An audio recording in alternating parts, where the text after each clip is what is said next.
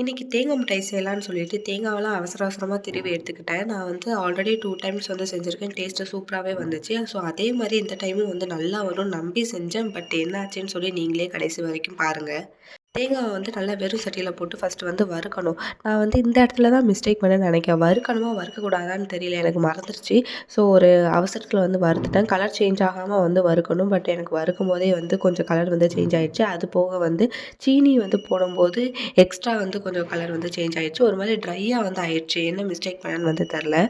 சரி கொஞ்சம் பால ஊத்தியாவது நம்ம வந்து கொஞ்சம் ஒரு மாய்ஸ்டர் கன்சிஸ்டன்சிக்கு வந்து வர வைக்கலாம் அப்படின்னு சொல்லி பாலையும் ஊத்துனேன். அப்படி இருந்தும் அது வந்து கொஞ்சம் ட்ரையா தான் இருந்துச்சு. சரி இருந்தாலும் வந்து டேஸ்ட்லாம் பண்ணி பார்த்தேன். டேஸ்ட் வந்து கொஞ்சம் நல்லா தான் இருந்துச்சு. தேங்காய் மிட்டாய் மாரி இல்லைனாலும் ஏதோ ஒரு மிட்டாய் மாரி இருந்துச்சு.